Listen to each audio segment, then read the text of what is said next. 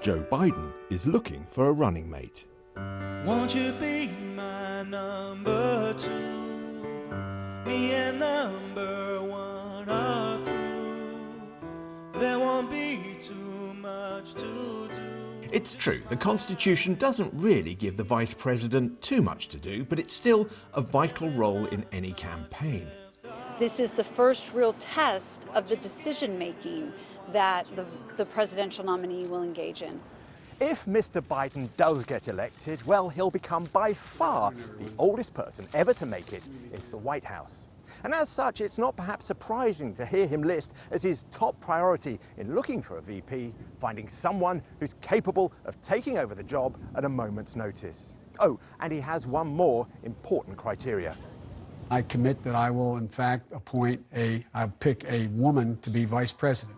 Now, you might think that would be good news for Senator Elizabeth Warren, regarded by many in her party as very experienced and ready for high office, particularly since the other woman who did well in the primary contest, Amy Klobuchar, has now ruled herself out of consideration for the job. But in withdrawing, Senator Klobuchar said something that many in her party are saying, that the vice president should be a woman of color. I think it would be something that would help heal the United States. I think it is something that would really take what has been a tragedy, but also a galvanizing moment, and turn it into a moment of joy. The first name on more or less everyone's list of possibles is Senator Kamala Harris, a former Attorney General and prosecutor from California. But she did clash with Joe Biden on race during one early debate. It was hurtful to hear you talk about the reputations of two United States senators who built their reputations and career on the segregation of race in this country. She criticized Mr. Biden for working with some segregationist Democrats to oppose busing, the practice of moving children around to integrate schools. You know, there was a little girl in California who was part of the second class to integrate her public schools, and she was bused to school every day. And that little girl was me. Despite that awkward moment, many think Senator Harris is the obvious choice. You know, my feeling is you should, if you can, pick someone who's run for president before, because they've already been vetted. Stuart Stevens has worked on 5 Republican presidential campaigns, some successful, some not so much. He's so appalled by President Trump that he's now supporting Joe Biden.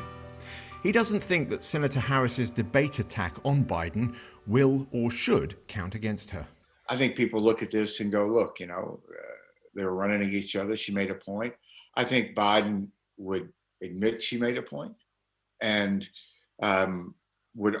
if she is picked, I would be sure they're going to make the argument this was one of the reasons she was picked.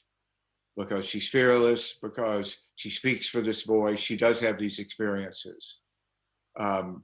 And that is different than Joe Biden's experience. Family, please welcome them to the stage. Another name being vetted by the Biden campaign is the mayor of Atlanta, Keisha Lance Bottoms. Her leadership during last month's unrest raised her national profile considerably. What I see happening on the streets of Atlanta is not Atlanta. This is not a protest. This is not in the spirit of Martin Luther King Jr. This is chaos. What we have is a situation in which the challenger is in a very good position against a very weak incumbent. It is important for him to pick a person who is not necessarily going to create controversy. I think there are 2 other picks out there that have potential that could do that. One person is Senator Tammy Duckworth. Senator Duckworth is a military veteran who lost her legs when the helicopter she was piloting was shot down in Iraq. To say the least, it would be hard for President Trump to attack her for lack of patriotism, as he has done with many Democrats. And I will not be lectured about what our military needs by a 5 deferment draft dodger. The other person is a bit more of an outsider, but her position and from where she sits, I think, makes her an extremely strong choice, and that is Representative Val Demings. She comes from the state of Florida. She was the police chief in Orlando and came from a very blue-collar background.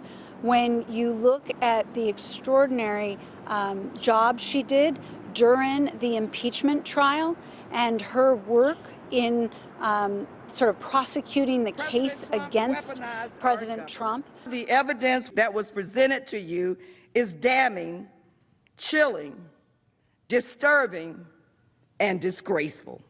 I think she is well poised to take on the role of vice president. Mr. Biden will announce his running mate within a few weeks. A presidential challenger has few occasions on which they can dominate the news cycle. He needs to make an impression, but it's also vital whoever he selects withstands the barrage of scrutiny that's coming her way.